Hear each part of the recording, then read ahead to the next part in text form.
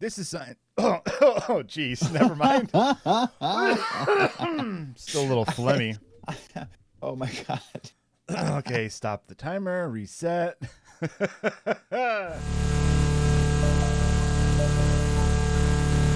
to the Science Faction Podcast, where science meets fact meets fiction.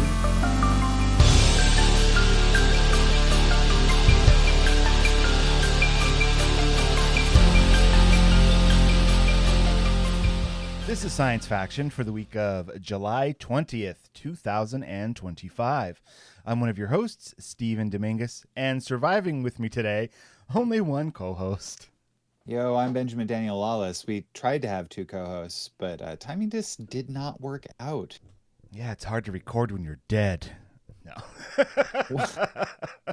No, the rumors of Devin's death have been exaggerated. Not by much. No, Devin's cool. He so full disclosure right off the bat on this episode, it's gonna be a weird one, because Devin visited us, and right now he's on his way to the airport, and we thought we could get him on via Discord via his phone while he was in the car driving, but it turns out right when we start recording is like he's just getting to the airport now. So once he gets settled in to wait for his flight, he might hop on if we're still recording. So maybe Devin, you definitely heard him a little bit if you're a patron. So that's cool. Yeah. There you go. There it is. And we must keep on. We must continue. He's also not going to be here next week because he's traveling. So yeah, if you like the Ben Busy and guy. Steven show, welcome to the Ben and Steven show. Welcome to the Ben and Steven show. Pure SB podcast. Oh my gosh. Oh no. Thank you for that, Stephen and Ben. Oh boy. Yeah, it takes you back. Yeah. It certainly takes me way back. Over 10 years ago back. All right. So it was funny because Devin was repping the shirt this weekend for the Pure BS. He was the BS Podcast Network. Yeah. He had as a night shirt, as a pajama top. It was all ripped under the armpit. I was like, oh, okay. I'm still getting used to that. It only shirt. shows That's he awesome. cares. It shows the love and perseverance of that network. Of something that does not exist anymore. It does not. But yeah. So Stephen, because Devin was coming into town, this meant that there was we created an opportunity for us to hang out and have a weekend that that allowed us to kind of play outside the box a little bit. Certainly, yeah. We did get some games out of boxes. You're right. Yeah. I brought over to your place the Infinite board game, which is a collection that is it's basically Piecepack. If you ever heard of Piecepack games, this is a way that you can purchase like one set that has all the pieces for Piecepack games instead of making them your own or finding them and stuff.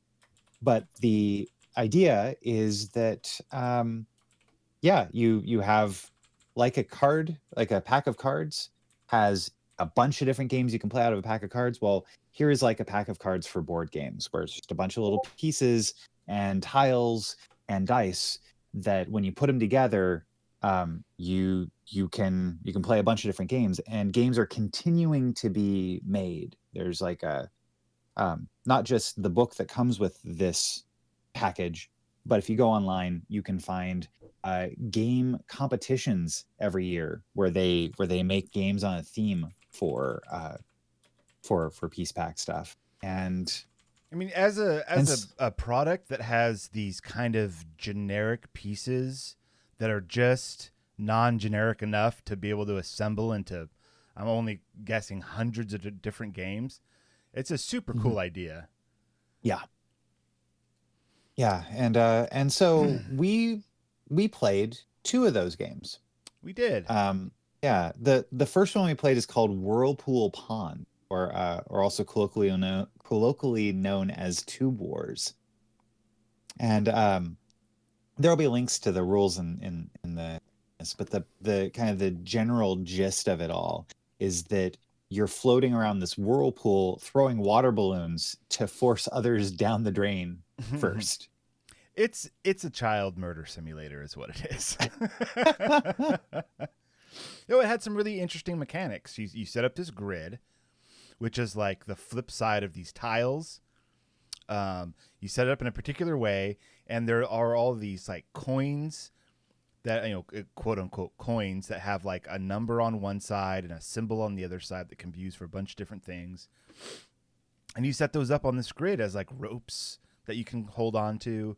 The middle of how everything's set up is just a blank hole. That's the whirlpool that you'll fall into and die. It's interesting, man. I really like that one. Yeah, and so as you can on your turn, you can move based on the roll of the dice, and then if you are like in line with another player, either diagonally or orthogonally, you can throw a balloon, but you have like a certain number of balloons, and each one of them have a distance that you can throw them. A range. So you can throw them either 4, 5, or 6 squares away. And so if you throw them and it hits, well, if you throw it, it's going to hit. Yeah. And it will, the person that you threw it at, they get closer to the whirlpool and closer to the end of the game. Yeah. You can also, if you moved too far and you bump into another player, they keep on moving. Like you bump them, and they keep on moving and then drop one of their balloons. There's also ways you can replenish your balloons, and then also like certain places on the board where you can climb a rope back up to one of the upper levels in order to not be as close to imminent doom. Yeah. But I really appreciated that you liked this one. This one I hadn't tried yet. Well, both of these that we played, I hadn't tried yet, and so it was cool to just sit down and go, okay, let's figure out the rules of this, and it was quick to pick up and easy to play. Yeah. The game mechanics worked perfectly. Everything worked the way it was supposed to, it appears, and then we equaled fun. Then we tried playing something else. Yeah, it's good, worth it to know that Whirlpool Pond is 2 to 4 players. It takes 5 to 10 minutes to play. It took us maybe about 10 minutes to learn like all the rules and stuff. But and that was probably because there were beers. I mean, it is not hard to figure out. It reminded me of like camping for some reason. Like I have some memories of camping with family when I was a little kid. And then people brought like card games or board games, and it was always something really simple. This feels like it could be something that you just kind of pull out on a picnic bench while you're camping and set it up and play it for 10 minutes, 20 minutes, whatever, and then pack it away. Like really fast, really versatile. It's a really, I just love that concept of here's all these pieces. You can just make all these different kind of games. Now, the book that you had that had a bunch of games in it, did that come with, or is that like an extra?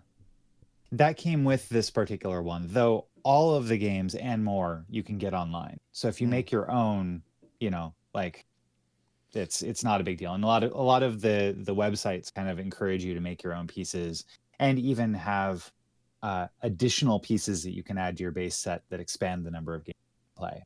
That's perfect. So even the coins that we use, the quote unquote coins, you could grab like a bunch of old pennies and like color them and put numbers on them. Like you can make this. If you have any ounce of DIY in you, you can make this, which is super cool. Right. I think super cool. Yeah. And that's something that I had played around with doing quite a bit until I realized I just wanted to have the thing, so I bought it. And that's fine. Yeah, you can do that, I got down a particular rabbit hole a couple years ago, and then was like, no, I'm not going to be building this stuff. And right now I'm trying to find it on, because you can get it on Amazon. But I'll find here. We'll put a link to where you can purchase it yourself if you'd like. Yeah. But I mean, fair warning, not all of the games are as fun as Whirlpool Pond Child Killer Simulator. Yeah, and so we tried another one that came very highly recommended. It's called Motocross, or if you're only reading it in a book, it's Moto-X, but that's how you say motocross. I always read that as Moto-X. I didn't even think of calling it cross. Nope, it's motocross. Yeah, that's how it is. It's not Crossmas, it's Xmas. Moto-X. Hey, yeah. Well, basically it's a game of racing motorbikes. Yes. And what was like the most interesting thing to me about this, probably the coolest thing that was really in its setup. Like, you're taking turns building a racetrack as you're setting up. And one of the things you can do is you can set some of the coins underneath a lip of the tiles as you're building the racetrack and create ramps, like jump ramps. 3D ramps. That's what that is. Yes. Yeah. And that was cool. When we were making the track and doing that kind of stuff, because it's kind of a round robin thing, everyone kind of adds and does things. I was like, oh, this is cool. We're building the track together before we race on it. Awesome. Yeah. Which that was really cool. And then we got to learning how to play, and the instructions, whether the instructions were written wrong, which or written with a lot of to be very vague, I think is probably what it was. I think the instructions were intentionally vague, I think. Yeah. And but Devin had none of it. He was he was getting very polite no thanks vibes. He was politely argumentative about the rules. I'm like, I think we do it this way, and he's like, actually, and no offense to you, but I think that's completely wrong, and you're dumb. Yeah, pretty much. And I'm just like, no, we're just gonna play the game and see how it works. He's like, see, here's the thing, is that you can't answer a very simple question, which is what is the order of how people are going to play? I said, okay, well, I did give you an answer of how we could do it right now. He goes, yeah, but that's not in the rules. All right. And then he went forward, and he's like, this is a terrible game because this is a fundamental part of all game making, is who's going to go win. And I'm like, oh man, you're really intense about this. Yeah. So the thing about Devin, and he's not here to defend himself, so good. I say good. He is a very competitive person, which it doesn't seem like from the outside, but as soon as you start playing a game, it's like, oh, he wants to win. He's playing this to win, and in winning is where he finds his fun. Which is fine. Some people are like that. There's not a problem with that. However, the way I play, and I believe, Ben, you're a little closer to this, we play to have fun and do not care who wins. Yeah. That's definitely where I am. And I mean, that's something that I have cultivated quite a bit in parenthood. When you are playing games and you're adjusting either you're playing games that are at like kid level and you're trying to adjust and create rules internally for yourself so that you can have fun. Like, oh, hey, I'm going to not play to win, and dominate the board, but rather I'm going to set up my own little objectives, on the side. Yeah. Or I'm going to adjust the game in order to meet the skill level of the person I'm playing with, Sort of thing. Yeah, that's parenthood, man. You got to do that, right? And thus, like, how I have fun is not tied to winning. At all. Not at all. I mean, I will try to win. I mean, there is a goal that we're all going towards, but like, I don't hang everything on that. Probably why I like RPGs so much, because there is no win condition. It's winning is the journey and the friends you make along the way. Yep, there you go.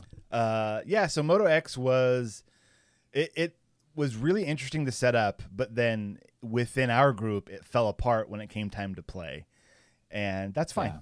That game wasn't for us. How many games are in that pack? That at this point I wish we were being sponsored by at some point. The book has 100. Okay. Yeah. I think that's the amount that they have. I'm looking at the 50 games in the book. Okay, there's 50 games in the book. We 50. played 2. One was awesome. One was maybe. So, hey, according to our very small data set, you got a 50-50 chance of enjoying a game that you're going to play. Right. So maybe 25 awesome games and 25 confusing ones. That's fine. Yeah. And I mean, there's also, you can play checkers in this. You can play a couple of other, basic games. Basic games. Yeah, basic games. But most of the games in here are not basic. There's a very large solitaire game section that has particular puzzles in there. And then there's a section in here that's called dexterity games. Ah, yes. And that's where I've found it's been easiest enough to get my son to play with me on these. I brought it out and found this. It was a version of this, a version of 9-ball billiards that you can play with these pieces by flicking the coins at one another in order to simulate like the balls. Right. And that is a lot of fun in here. Nice. So, yeah. What's that game that like it's played on a square board and there's like donuts, not donuts, but like there's discs that have holes in them, kind of donut-ish, that you like hit them with like pool cues and they bounce around a bunch. Do you know what I'm talking about? Like, no, I don't. No. I don't know. Okay, I wonder if that was like a My Family thing, because I remember like when I was a kid, it would come out at like family gatherings, and like the older kids would play, and the younger kids weren't allowed to. Huh. So like it's like billiards. Does it have like posts in the middle of the? No, it had like pockets in the corners. Okay. Is it kind of the size of a regular pool table, or? Well, it's a square though. It's not a rectangle. The board's a square. I'm sure that there are people listening to this podcast that are shouting at us like, you idiots. There must be tens of them doing that. Yeah, there's like 3 or 4 of you out there. There's just our patrons, and both of them are like, you idiots. It's this. We'll figure that one out. But then when we were done getting frustrated at one another for being rules, not quite getting the rules down, then we pulled out this Steam Deck. Yeah, we did. And played a couple of and I quote, Stephen, you called these very silly multiplayer games. Oh yeah, very silly. Yeah. Had you played any of these before with me? The Boomerang Foo we've played before for sure. Okay. Yeah, so we finished up the night with Boomerang Foo, which is a great multiplayer, kind of a fast-paced party game. Yeah, where you're these pieces of food that are carrying around a boomerang that you can like slice other people up with or throw the boomerang, and then it's basically last person standing. Yeah, and it's very fast. It's like one hit kills, very fast. And there's a bunch of weird power-ups that you get as the game goes on, and so you could psychically move your boomerang around, or once your boomerang hits something, it splits into 5 other boomerangs and exploding boomerangs, all that stuff. It's a lot of fun. It's one of those games you sit down and intensely play with your friends for a good 20 minutes, and then you're like, all right, that's enough. Let's move on. Yeah. So we ended the night on that because we started it on something that's a little bit more, a little crazier, called regular human basketball. Oh man! Now this was completely new for you, right? Yes. Yeah, I'd never played that before. Okay. So the basic idea here is that you're playing basketball, but you are not players of the basketball. You are a team of very small people jumping into a shoddily constructed mech. And that is a basketball player. That is a basketball player. Yeah. And you are adjusting different parts of the mech to like move your wheels, one way or the other, get, be taller or shorter, or crouch, or Yeah. Or turn on your rocket boosters and jump, kind of. Right. Or also adjusting the angle of where your arm is, and on the end of your arm there's a giant magnet that picks up the ball, and then you can kind of toss it through it. But it's all very slow moving, and as they say, no giant mechanical death machines here. Yeah. Like there is a running commentary, like a robot voice or an alien voice, something running commentary that is hilarious. Yeah. Maybe it was hilarious because we were not sober, or maybe it was hilarious because it's hilarious. Either way, we had fun. I'll tell you, it's very hilarious, and the more people you get on it, the better. But 3 was pretty good. I think 4 would be best. Yeah, 2-on-2 would be best for sure, because it's with one person. It's kind of hard to control because of all of the different buttons. So the thing is, inside the mech is almost like a platformer. We have all these buttons on different levels, so you have to jump around and press, buttons on your controller to press buttons inside the mech to make it do things. Yeah, and with two people, adjust the angle of the rocket jets to like a bunch. Yeah, I see 10 different buttons. That seems right. Yeah. Yeah. And I think the thing that saved this game for me, where I was like, oh, that was really awesome, was that once somebody makes a basket, it replays the match at like a regular speed, just seeing the 2 mechs doing it without seeing the people inside the mechs jumping around. And it's so hilarious. So silly. It is so ridiculous and silly. Because oftentimes one mech will land on the top of another mech. Yeah. And it's just like, if these were real basketball players, it'd be very, very weird to see. So silly. And they look so shoddily constructed. Like the legs come down and there's wheels and there's one arm with the magnet, and it's just so silly. That was a lot of fun. I like that one. Yeah. And it says, lifelike physics simulates over 4 human emotions. Realistic basketball commentary from real human commentators. Yeah. Regular human basketball. That was fun.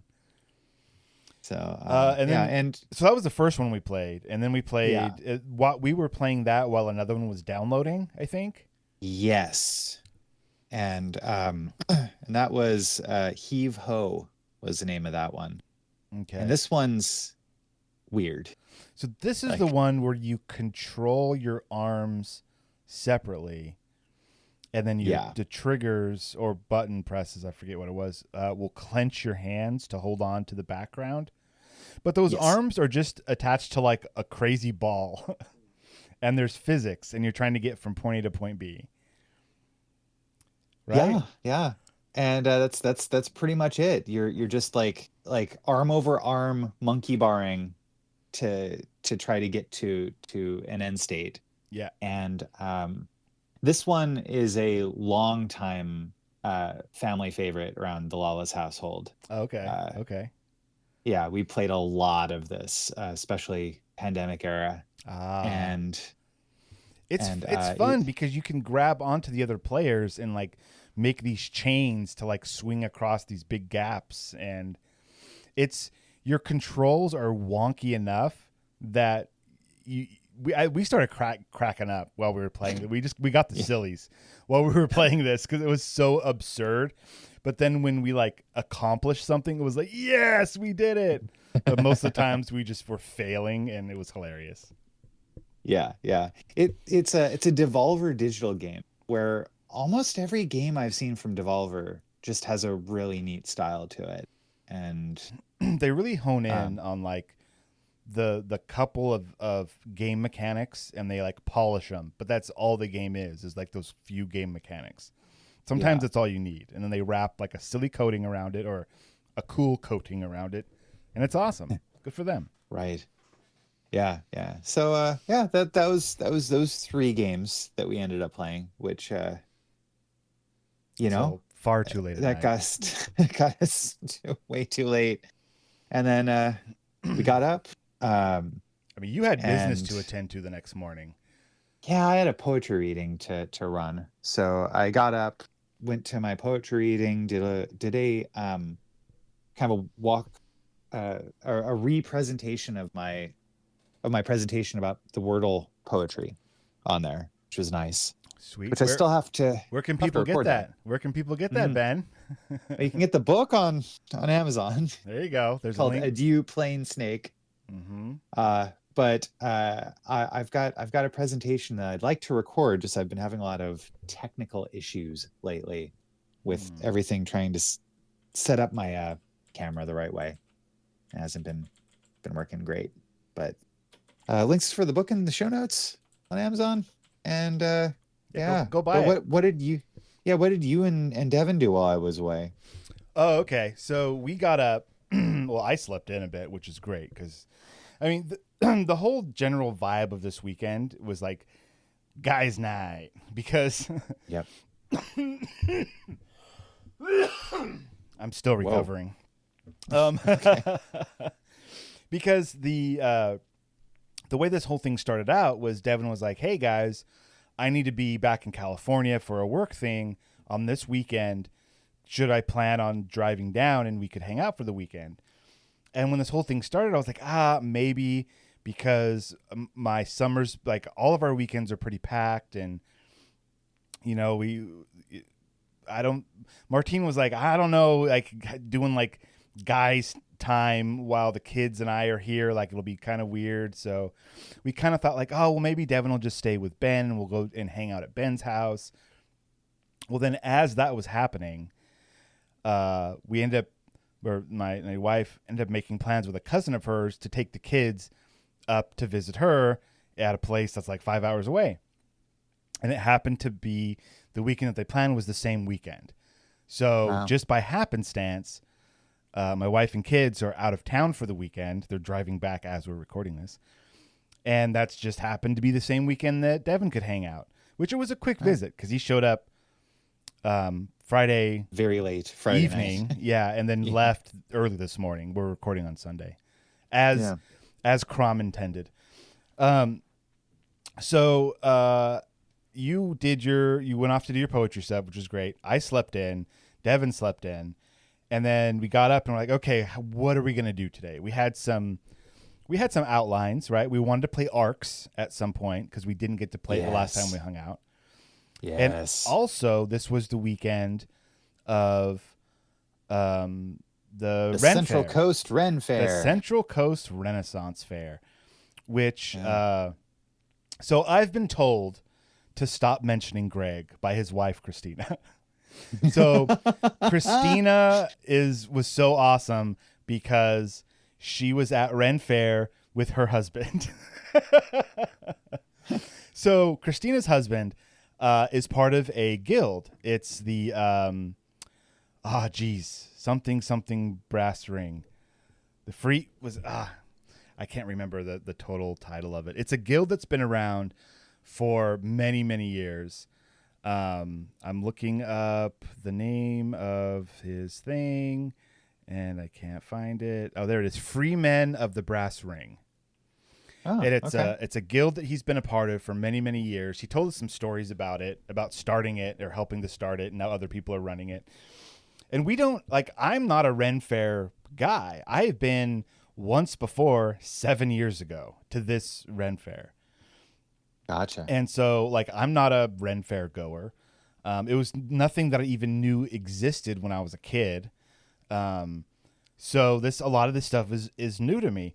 So Christina's husband told us about how it started, what they do, what their obligations are. Like they have this section that's roped off that is just for their guild, and it's just there. I'm saying just, but it's there to be part of the scenery of the Ren Fair. So people can't go there. They have a rope. They have someone who's quote unquote guarding the gate. And so we went over there to say hi. And so they had to come over to us because we couldn't just walk into their area. And they had all these tents up. They had a big spread of food. There's just this giant, and they're just hanging out, drinking and dressed up. And it was awesome. And, so we go to this Ren Fair. spend a ton of money to get in. We didn't realize how much it cost. Yeah. Friend of the show.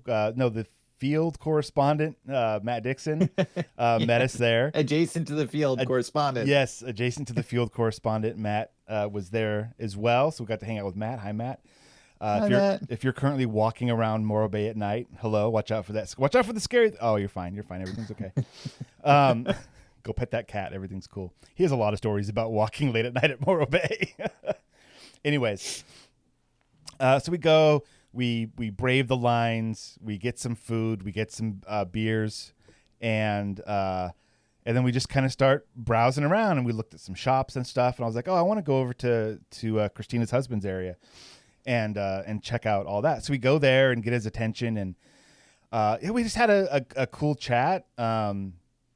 He told us, like I just said, he told us all about the guild and its history. And then another guild member, somebody that I've run Mutant Crawl Classics with, Rob, who's also a member of the guild. He comes out, and he's just a super nice guy. And so he's playing his part because they're all like, kind of acting. He's all dressed up, and he showed me his what did he call that dagger thing that he pulled out? Like the wife stabber? No, not that one. So yeah, Christina's husband has a gut puncher, which is like a knife that he has in his boot. Gut puncher, yeah. He showed us gut puncher, and had a story about it, which I'm not going to repeat here. Apologies. Yeah, apologies. No, it's fine. But then Rob had this thing. It was like 2 railroad spikes, like forged together in like a cross shape. I want to say he called it like the goblin stabber or something. Anyways, it was fun. But then Rob was like, he was looking at our cups, and our cups were empty, and like we had stayed in like the beer line for like, it felt like 45 minutes to get a single beer. And he was like, oh, your cups look empty. He's like, come with me. And he kind of, he Ren-fared it up, and he's like, oh, come on, peasants, and brought us into the guild area. By us, I mean myself and Devin, into the guild area. And we went behind the scenes. We got like backstage passes to what goes on. And so we went back there, and we went into one of the tents, and inside it was pretty much a full bar. Oh, wow. He was like, oh man, you could drink this, you could drink that. We've got some of this, we've got some of that. Just all this stuff back there. And it was all like hidden from view, so that like from the outside, it looks like an encampment, right? All these tents and seating areas of this guild. We go back behind inside one of the tents, and it's like, here's our cooler, here's the rum, here's the this, here's the that. So he allowed us to make some mixed drinks. So Devin and I got some mixed drinks, and he was like, oh yeah, I've got this other stuff. You guys should try it. And he was like, oh, go out on this table out there and grab these little like silver dishes. And I was like, all right. So I go out, find these dishes, bring them in. And they're like these little cups. They almost were like, they were bigger than golf ball size, but like cut in half. And it was like a cup, right? So these little cups. And they were like shot glasses almost. And so he pulled out this honey liqueur. And it had a very specific name that I don't remember, but he poured out the 4 shots, and there were some other people back there, Devin and I, him, this other guy. We cheersed, and we had those. It was so delicious. Like this honey, whatever it was like distilled or not, whatever the process is of turning honey into something alcoholic. It had such a sharp and pure honey taste to it, but then also all the alcohol. So that was fun. So we left that encampment with our cup. Our cups are full, and man, I want to do that stuff now. Yeah, I was like, there you go. This is scratching a very particular itch, it was just like a fun time. I mean, they did talk about how like, oh, yeah, we have to get here early. We have to set things up. We have to take turns at the gate, like greeting people. Like there are certain obligations that the guild has. But other than that, you're just kind of dressed up and drinking with your buddies and playing pretend. And like, how much fun is that? Right, you're A one lot of dice fun. roll away from fighting a dragon, and that's how it feels. Well, Also- you know, every once in a while there was a airplane that went over and had, and people are shouting dragons. Yeah, that was like Yeah. apparently that's a thing. Obviously, where this Ren Fair is in the flight path of a nearby airport. So it's pretty consistent that every like 20 minutes, every half an hour or so, a plane flies over and everyone dragon, dragon, and it's hilarious. So yeah, we saw a lot of cool things, a lot of cool costumes. It was a fun time. I had a lot of fun.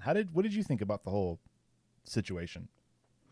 Yeah, I've been to the Ren Fair before, but it was nice going, like, I guess before I'd gone with my son, right? And so you're always Mhm. like on the hunt looking for things. It's like, oh hey, what are kids to do around Yeah, here? where's And the there's a kid lot of area? things. Yeah, I mean, there's a lot of things for kids to do, like from different types of presentations, puppet shows, jousting, all Mhm. sorts of wild things. Lots of like Um, song, like little song troops and stuff that would yeah, do that at certain times.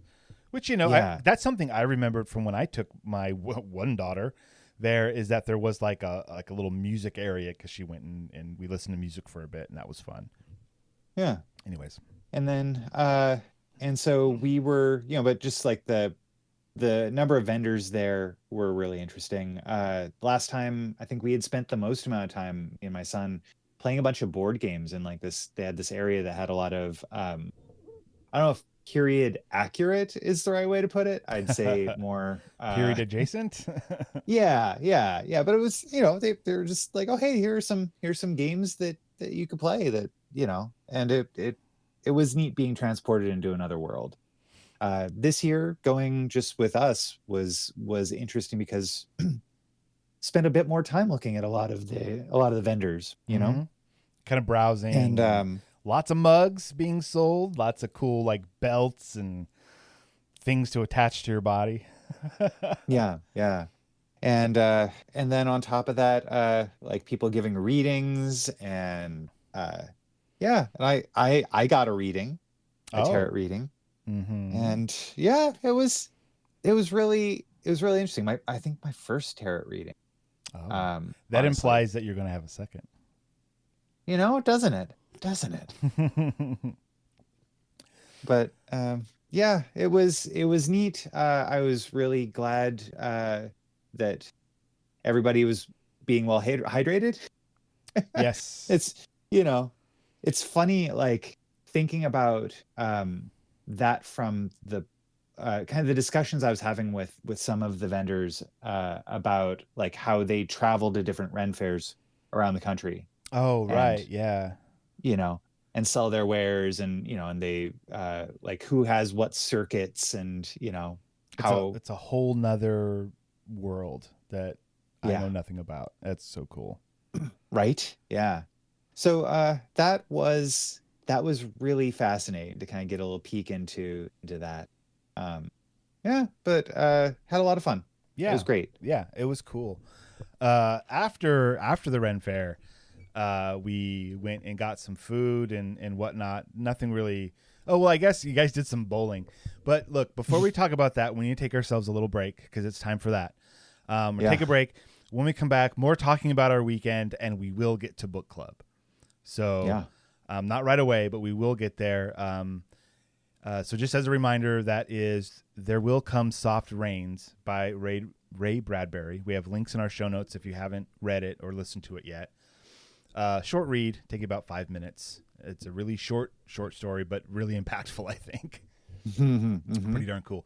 So we're going to take a break. So we'll be right back. Oh, wow. Another free listener. Incredible. Look, I love that you're here, but let's be real. You could be getting so much more. Bonus episodes, unfiltered takes, behind the scenes chaos. All you have to do is join our Patreon at patreon.com/Science Faction Podcast, or don't. But if you don't, just know that somewhere in a parallel universe, a better version of you already has. And we're back. Heyo. All right, And go ahead. a big welcome, a big thank you to our patrons, Josh and Renee. Thank you guys. Yeah, welcome and thank you, and goodbye probably, because this is Is not there worth a- your money. Is is Comic-Con yet happening? I'm so out of the loop. It's not, but Renee did contact us via our Discord and say that it was on the 10th of this month, saying that SDCC SDCC. was in 2 weeks, and if there's anything that I wanted her to keep an eye out for, which is super nice of Renee. You're an awesome person. Yeah. And I couldn't really think of like what new stuff they might be talking about. So I was like, maybe Marvel news, because like Doomsday is filming right now, so there might be something about that. Oh, did we just get a guest? And we welcome to the show, Devin Kraft. How does this sound? Oh, That sounded terrible. pretty Well, all right. Yeah, probably. Is there a lot of background noise? No, not really. You're just kind of fuzzy. That's fine. Okay. Everybody's fuzzy today. All right, I'll give it a shot. Well, this is great Right on. because we just did our little break, and we're about to talk about. We're thanking Renee for asking us what she wants us to, or what we would like her to keep an eye out for at the San Diego Comic-Con. Which I was just like, I don't know, Marvel stuff maybe, because I don't think much more is going to be announced in like Star Wars, because they have like all their announcements are at their celebration. But anyways, that was super nice of Renee to offer. So we might get some exclusive Renee news after her San Diego Comic-Con visit. Yeah. Cool. So we are doing a rundown of our weekend, and we've gotten to the point where it's time to talk about arcs. Okay. Yeah, man. Let's I was go. wondering if you guys had talked about that at the beginning, so that's cool. Oh no, we went chronologically through the weekend, Oh yeah. Devin. Okay. So uh, yeah. So Arcs is a board game. Who just did that? Was that you, Devin? Yeah, I yes. Excellent. The soundboard, it probably exists on a normal computer, but now that I'm doing this on my phone, I see a lot more options than I knew existed. So Yeah. anyway, They're in I'll there. turn that off. No, it's fine. You punctuate our talking how you will. Yeah, so Arcs is a game by Leader Games. It's something that I kickstarted a few years ago, it feels like.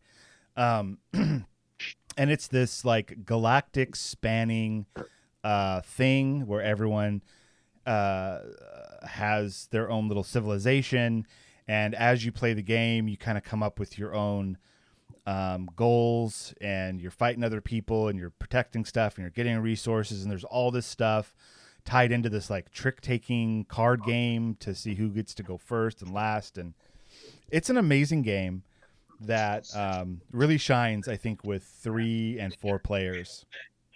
Yeah. I've played 2-player a few times, but this was the first time that Devin got to play. Yeah. And he got to play a few rounds. Well, You gotta yeah, play 3 rounds. Steven and I, we played like one chapter, so like just part of a game in the morning, just so I could get familiar with it. And then Ben, when you were there last night, that's when we played 2 full games. Yeah. Yeah. Yeah. So, and we used part of an expansion, we used one of the expansions that is called Leaders and Lore, which in the normal base game, everybody's essentially equal. And then as you're playing, you kind of start to gravitate towards one group of goals or another. Was it ambitions? Is that what they were called? I can't remember anything. Yeah, declare an ambition. Yeah. Right. Yeah. So as you're playing, like these ambitions kind of come up that you can kind of start to gravitate your gameplay towards. But when you play with the Leaders and Lore expansion, your leader gives you some special powers that definitely guide you in a direction that you want to go. And then the lore is like a piece of tech that you have that can't be taken away. It's another little special thing. So we played with that expansion for both of our games, having different leaders and different lore both times. Guys, I had a great time with it. I thought it was a whole lot of fun. Would you guys? I thought it was. Yeah. I thought it was fun. I'd play it again for sure. I think that it was really nice going like playing multiple rounds in a row and knowing what was happening well enough that things didn't go very slowly, you Mhm. know? I think that that's been my main fear whenever I play it is, you know, hey, I've spent so much time relearning how to play it or learning in the first place how to play it, and then to go 6 months to a year before playing it again Yeah. was like, oh man, well, I guess I kind of threw away a lot of that. But now that this is probably the fourth time I've played it, Mhm. it's like it's really sticking. It doesn't take much for me to go, oh, that's right, that's what this is all about. And a couple of choice questions gets me into it. And how cool, you know, how cool to have this game not take an entire day to play once. That we were able to play twice in the course of a couple of hours. Yeah, So I think the game was just maybe a little over an hour per game, if that. I don't know. We were also in our cups a bit playing, so it's Yeah. not completely clear in my mind. But yeah, it's from the looking at this game from the outside, it looks incredibly complicated, and it's not as complicated as it looks. But there are some mechanics that you really got to wrap your head around to be able to use correctly. And Devin, you got all those mechanics real fast because you won that first game by a lot. No, Ben won the first game. He won by 1 point. The second game, what? I thought you won the first one and Ben won the second one. No. I won the first one. Ben won the first one by like a point, and the second one's the one where I was like 1 point away from winning by the end of like the third chapter. And then we played the fourth chapter, and that's when I had like all my bonuses activated, and I got first place in Warlord. The one with the resources, the whatever that was, and then the war. Yeah, and then the one where you take trophies. Is that Warlord or? Yeah, that's Warlord. And that one had both of the ambitions declared. So basically, I got like 30-40 points in that one round. Yeah, and I think last round, I ended up with like one ship left out of all my starting and built ships. Like, so I played that game. I played as like, because it's not really a fighty game. It can be. There is combat. Combat can be important, but being just a pure combat player isn't going to allow you to win. Not necessarily. And like for fun, kind of, I was like, I'm going to play as aggressive as I possibly can to see how that works in this game. Like, how far can I take it? And when the game started, I pushed both of you guys back from my sectors. Like I built up a little bit. I came out. I did some fighting, kind of pushed you guys back. But fighting is expensive. And in terms of it costs you ships as well as them ships. And my forces were whittled down enough from defeating you guys that I had to kind of retreat. And then I never was able to build up enough ships to come back and do that again. That was my big plan, was like, okay, come out and attack, retreat, build ships, do it again. But I didn't get the right cards to get the construction action. So I couldn't build. And you dummies took all of the materials and just held on to them, which were like the free builds. So there's several ways you can build, and you guys blocked all of them somehow, and that's fine because it was silly. But by the end, my forces were decimated.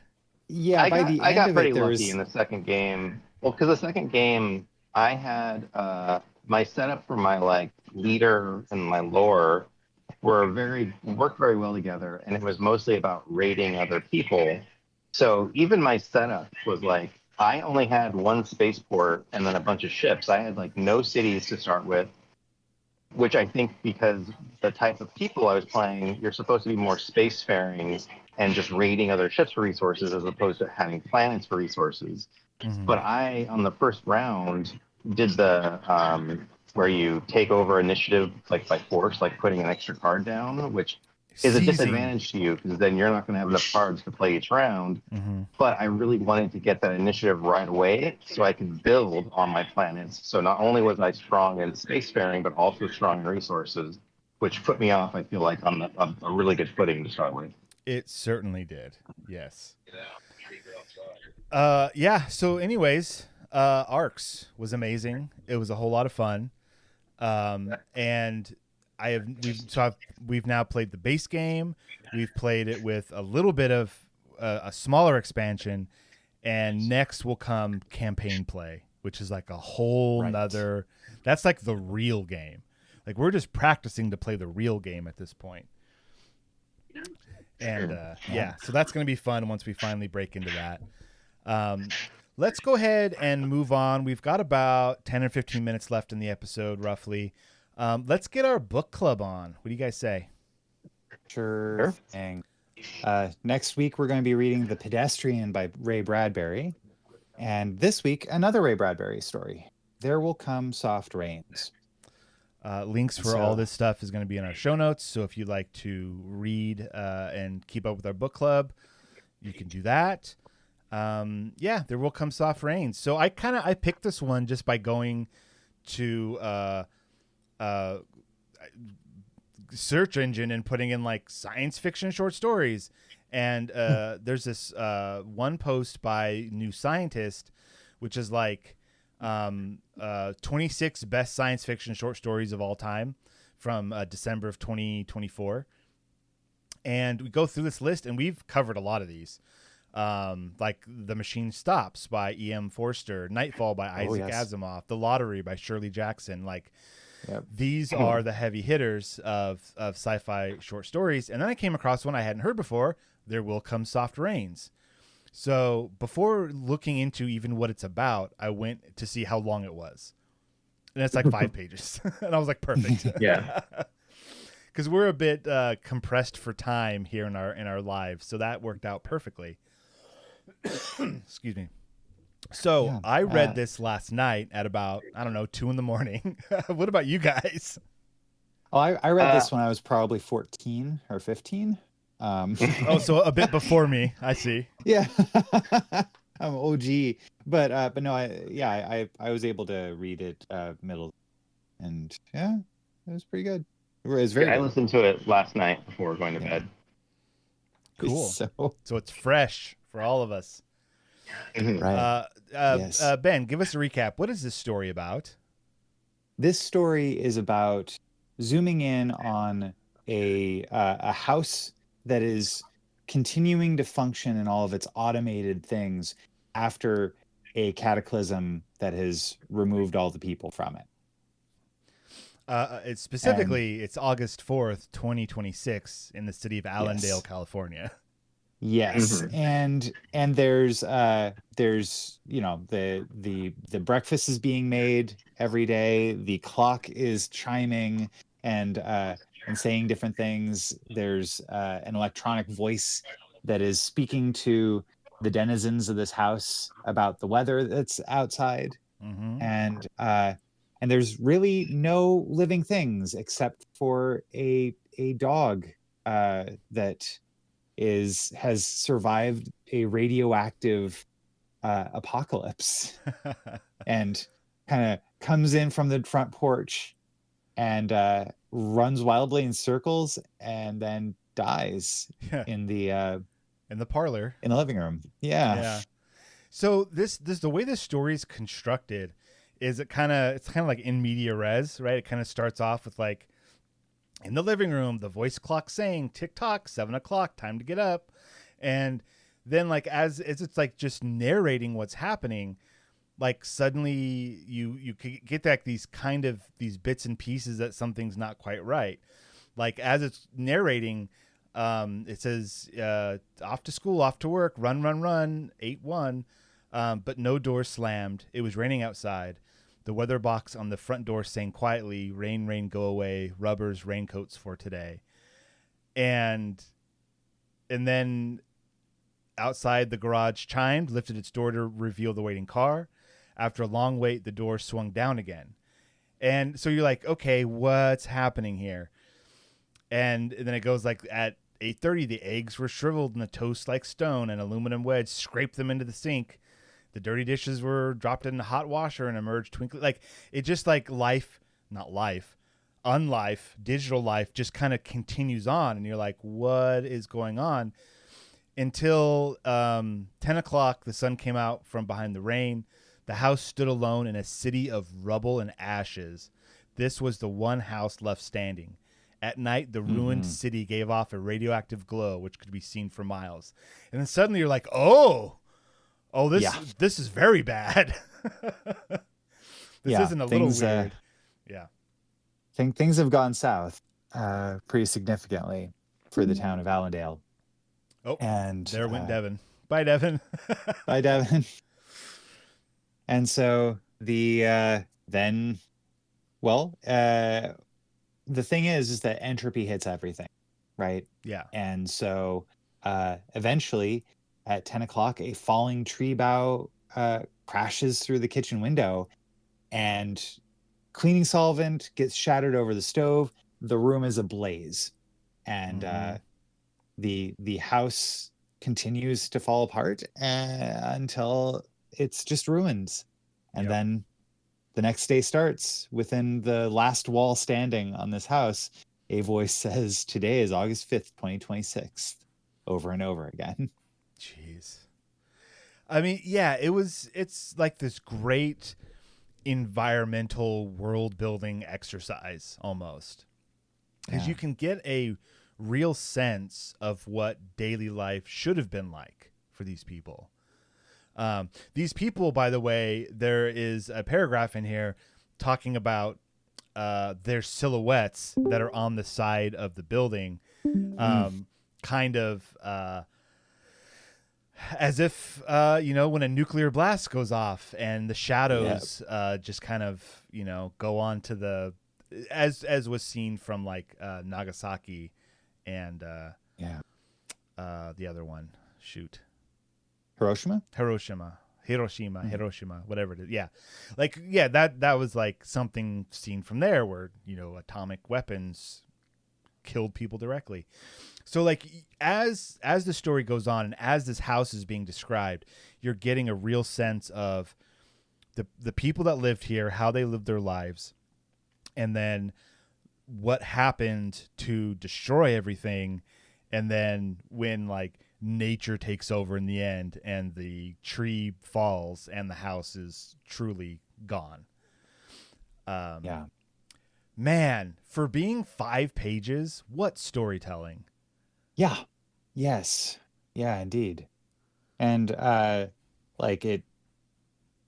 feel like this was very much of, well, I mean, I'm curious when this was written, but I think I have it up. 1950. Okay, gotcha. So it feels like the 80s too. It kind of does.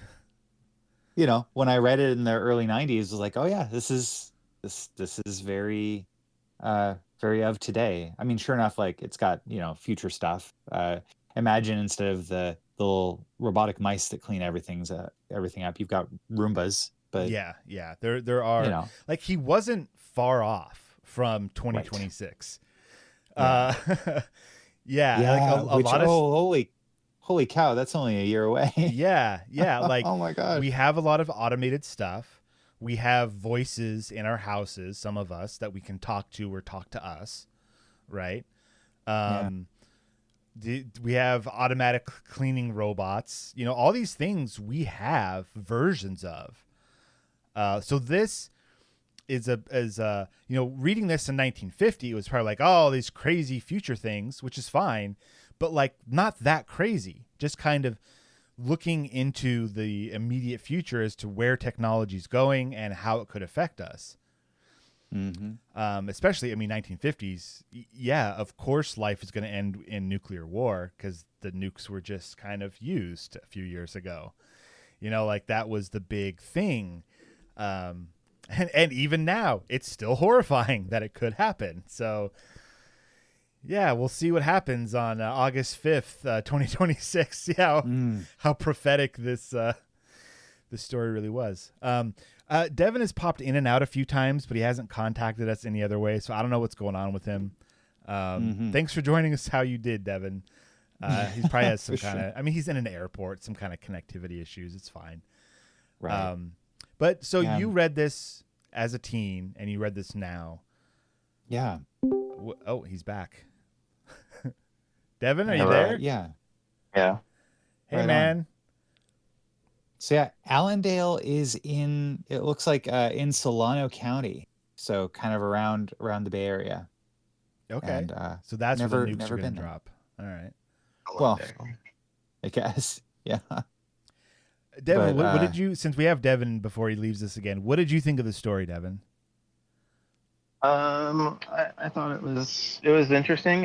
It felt kind of like an episode of like Love, Death, and Robots or something, where it's like a vignette about something, not really a story, but just kind of like, here's a scenario that kind of implies what's going on in the world. And then isn't it funny that humans, we create all this stuff, and then we're gonna die, and what's gonna happen to all this random technology we've invented. So it was cool. Yeah, definitely. And yeah, like if heavens forbid nuclear war does break out and we all die, how long is it going to take for our technology to die? Right. It's just kind of an interesting question. How long are the Roombas going to run before they stop? I mean, yeah, power, of course, but like, yeah, it's kind of an interesting question. There's a chapter in What If, and I think it's one of the ones he did a YouTube video on about what's the last light that's going to be on, like after all humans left, died or left the planet. Mhm. What would be the last thing to? I think it was like a light bulb, like which light bulb would stay shining the longest, and I don't remember what the solution was. I think it might have been like he talked about how some lights are like fed by solar panels, and so those would get to have power for a long time. He talked about how some like older light bulbs wouldn't break as easily, and so like there's like an old light bulb like 100 years ago that's still like in some, I think it's like in a firehouse somewhere where it's barely on, but it's been on for like 100 years. So he goes over different things and will still be on. It was a cool video. So. And Right you're on. talking about Anyway. the What If series by Yeah. XKCD. Randolph Monroe. Randolph Monroe, yes. Which he's got 2 books out and will take some of these questions and make YouTube clips kind of animating and talking about them like 3 or 4, 5 minutes long. My kids like watching them because they're like fun little quick what if scenarios that are yeah, like the one of his that I really remember, I think it was one of the first videos that I watched, and I had read his stuff before, but it was if you pitched a baseball at the speed of light, like what would happen? And it just like breaks it down like, well, the first nanosecond, here's what would happen. And, just how it would just explode everything in like a several mile radius and just incinerate everything. It's pretty insane. Yeah, that's good stuff. I like the what if stuff. All right. Well, I think we're gonna draw this to an end here. That's good. And next week we'll see everybody. We'll read the Pedestrian by Ray Bradbury. Another Links in shorty the show goodie. Devin's, you're not going to be here next week because you're traveling, right? Yeah. All right. We're gonna be out of town. All right. So goodbye to Devin for a week. He'll be Bye, fine. Devin. And with that, Devin, do you have any final thoughts for us about this weekend of joy and entertainment that you had with your best friends ever? It was a lot of fun, but that's All right. Ben, do you have any last words? I think that it's pretty obvious. There's only 2 kinds of people in the world, and it's too bad that we're all both of them. Good night, everybody.